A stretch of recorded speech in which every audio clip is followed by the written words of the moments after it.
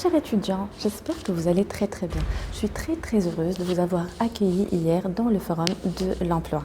Et d'ailleurs, je remercie tous les organisateurs, à leur tête le chef d'orchestre Madame Benkiran, les étudiants, le comité d'organisation ainsi que toutes les entreprises qui ont fait, on va dire, qui nous ont fait honneur et qui ont été là avec nous. En fait, hier, c'était une matinée dans laquelle il y avait des conférences et l'après-midi avec des face-to-face, avec des recruteurs. Nous avions reçu 15 entreprises. Et ces entreprises, justement, ont offert soit des stages ou des emplois à nos chers étudiants. Alors pour vous, puisque vous m'avez suivi la semaine dernière, j'ai reçu vos CV. Pour les personnes qui n'ont pas pu venir avec nous hier, je vais transmettre vos CV aux entreprises dans l'espoir qu'ils puissent vous appeler pour un stage ou pour un emploi. Alors c'est une petite capsule vidéo très courte pour vous, juste pour, on va dire, partager ces bons moments d'hier du forum de l'emploi. Et juste merci à toutes et à tous pour votre implication. Bonjour tout le monde, comme promis, voilà le forum de l'emploi pour que vous puissiez décrocher justement un stage ou un emploi.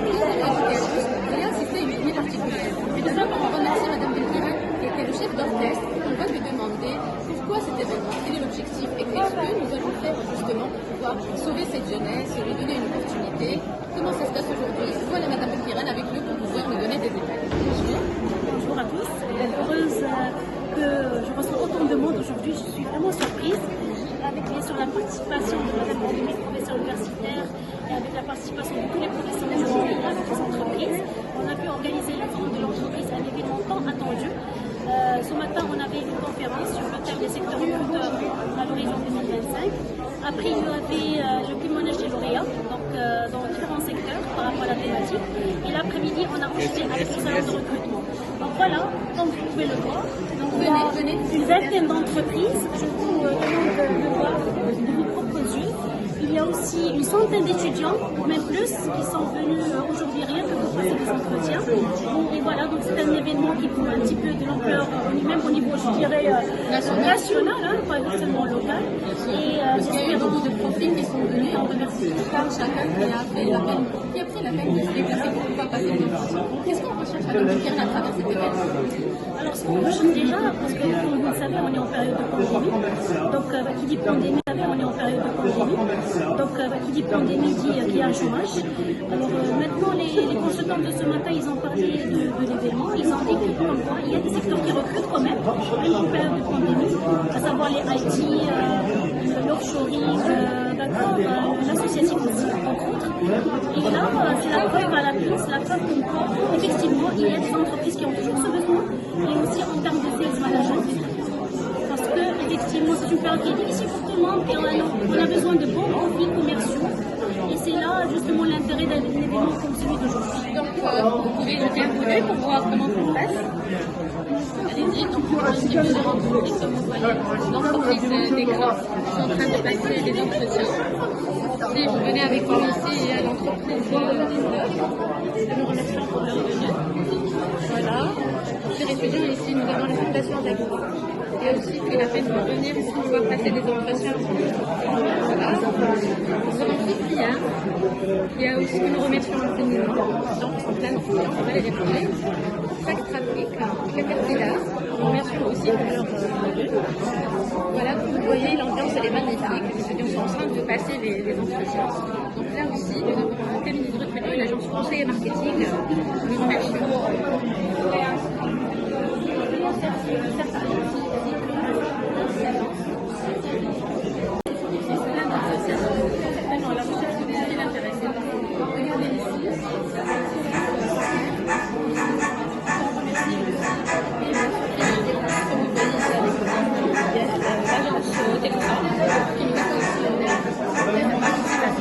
Voilà, encourage à toutes et à tous et à très bientôt.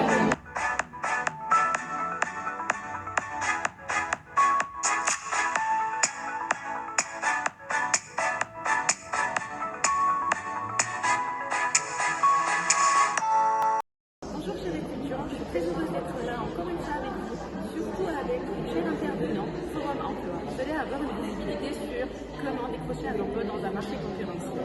Alors, avec nous aujourd'hui, Bertrand, bien sûr, M. Nabil va nous donner une visibilité et sera mieux placé pour pouvoir se présenter et nous expliquer comment décrocher un emploi aujourd'hui. M. Nabil.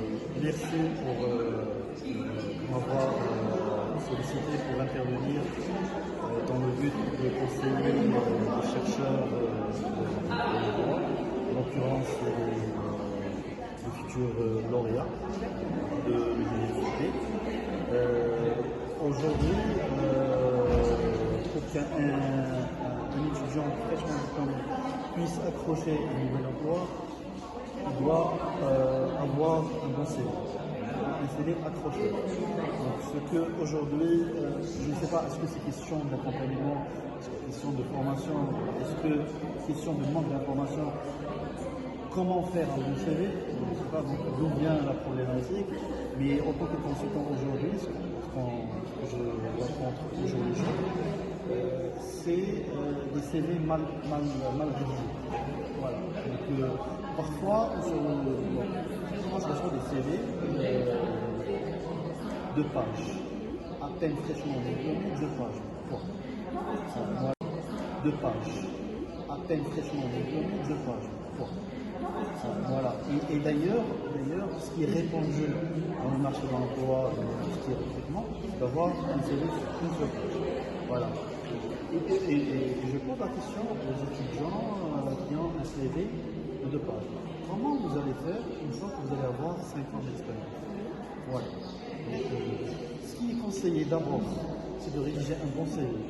Comme a dit tout à l'heure lors de son intervention, c'est de faire un titre accrocheur au niveau de CV. Au niveau de CV. Je vous donne un exemple. Un comptable, une formation financière. On doit mettre comptable. Voilà, c'est une approche qui cible la recherche. Comme ça, le recruteur, parce que lui, il cherche un comptable pour une société. Voilà. Une fois qu'il trouve le CV d'abord comptable, il va l'ouvrir. Il va prendre un peu de temps. Voilà, il va s'y intéresser effectivement pour lire le contenu de CV. Deuxième chose, pour les fraîchement diplômés, il faut toujours commencer par la formation. Parce que ce qui va valoriser l'étudiant en général, c'est sa formation. Qu'est-ce qu'il a comme diplôme? Qu'est-ce qu'il a comme formation? Et par la suite, mettre les expériences, en l'occurrence les stages, parce que c'est un fraîchement diplômé. Et surtout pas au niveau de la partie de stage, il ne faut pas mettre. La rédaction d'un CV et de lettres de motivation, comme j'étais en train de dire, il faut toujours veiller sur le principe de personnalisation de crédibilité. Ça, c'est une évidence. Il faut procéder à une évaluation. Cette évaluation, bien évidemment, va être sur le fond et sur la forme. Effectivement, moi, je ne vous connais pas. C'est-à-dire, en tant que candidat, je ne vous connais pas. Ce CV est considéré comme votre pièce d'identité dans le marché professionnel. Je vous connais à travers votre CV. Donc, si votre CV n'est pas bien présenté, quoique vous avez toutes les compétences requises pour, c'est-à-dire pour accéder à cet emploi, je ne vais pas m'y intéresser, je ne vais pas le découvrir, et par conséquent, je ne vais pas découvrir votre profil. Donc on a compris que le CV c'est quand même une pièce extrêmement importante par rapport à nos chercheurs. Donc voilà, on vous a donné une. Je rajoute juste quelques informations qui sont très importantes. Surtout, il faut nommer le CV. Très important de nommer le CV. Par exemple, moi, Nabil, je mettrai CV underscore Nabil underscore mon nom de famille. Comme ça, le recruteur, une fois, s'il a oublié ou il a enregistré, quand même, on va faire des recherches par son nom, on va facilement le repérer. C'est très important de nommer le CV. Merci, chers intervenants, de vos contributions. Et à la prochaine, chers étudiants. Au revoir. Décidez de faire autre chose. Le diplôme, c'est juste une clé qui va vous ouvrir plusieurs portes, mais ne vous limitez pas sur un seul domaine. Justement, avec tout ce qui se passe actuellement au monde, il y a eu beaucoup de transformations et donc tout le monde va vers le digital, le e-commerce. Il y a beaucoup d'opportunités qui se présentent dans le e-commerce. Cherchez. Chacun doit trouver ce qu'il aime. Donc, redressez vos objectifs, vos priorités et ne vous concentrez pas uniquement sur un emploi, un salaire, mais regardez toutes les opportunités que peut offrir cette période difficile, parce qu'il y en a beaucoup. Merci. expérimenter. Il faut se réinventer, il faut trouver des solutions, il faut sortir de la crise avec de nouvelles solutions, avec de nouvelles opportunités, etc. C'est d'une part. D'autre part, il faut profiter de ce temps pour préparer ses outils de travail. Quand je parle d'outils de travail, je parle principalement d'un bon dossier de candidature. En l'occurrence, un bon CV, une lettre de motivation pertinente. Je ne vais pas m'attarder là-dessus. Merci Naïma. Je ne vais pas m'attarder là-dessus, mais je vous donne 2 conseils à prendre avec beaucoup de considération, s'il vous plaît. Quand je rédige un CV ou encore une lettre de motivation, il faut que je respecte 2 critères fondamentaux, à savoir la personnalisation et la crédibilité. La crédibilité, c'est clair, c'est-à-dire mon CV ainsi que ma lettre de motivation ne doivent pas contenir des informations erronées ou fausses. Oui, vous pouvez me mentir, je le dis. Le recruteur, du moment qu'il ne vous connaît pas, il va vous faire foi. Mais le jour de l'entretien, croyez-moi, n'est-ce pas? Le mensonge va certainement se détecter, se révéler. Quand je parle de la personnalisation, c'est très simple. Il faut prendre chaque offre d'emploi comme une expérience personnalisée et individualisée. Je ne vais pas prendre un seul CV, une unique lettre de motivation, et je postule à toutes les entreprises que je trouve un peu partout. Non. Chaque CV, chaque lettre de motivation doit répondre aux conditions de l'offre pour laquelle je postule. D'accord? Donc, maintenant, après la préparation, il y a l'instant T, c'est-à-dire le recrutement. Avec tout ce qui se passe actuellement, beaucoup d'entreprises ont digitalisé leur démarche RH, entre autres le recrutement. Donc on assiste au recrutement virtuel. Le recrutement change, votre posture ne doit pas changer. Je m'explique davantage. Donc, pour convaincre le recruteur, vous devrez être confiant et bien préparé. Ça, c'est la règle. Autrement, vous n'allez pas réussir votre entretien. Quand vous êtes en entretien en visioconférence, il y avait une tendance, et j'espère que ça va se développer chez nous, quoique j'espère que cette crise disparaîtra le plus prochainement possible. Il y a ce qu'on appelle, c'est-à-dire surtout dans les pays anglo-saxons, le coworking. C'est quoi? C'est que c'est surtout quand vous arrivez au stade final, c'est-à-dire à l'entretien final. C'est-à-dire vous sortez, vous baladez avec votre recruteur à l'extérieur, vous échangez tout en respectant bien évidemment les règles de distanciation. Et si vous donnez satisfaction, bien sûr, il va vous retenir. Chez nous, c'est non, c'est soit le physique, si c'est indispensable, c'est-à-dire il y a pour des métiers bien spécifiques, on ne peut pas recruter virtuellement. On a besoin de voir le candidat en face, d'échanger avec lui.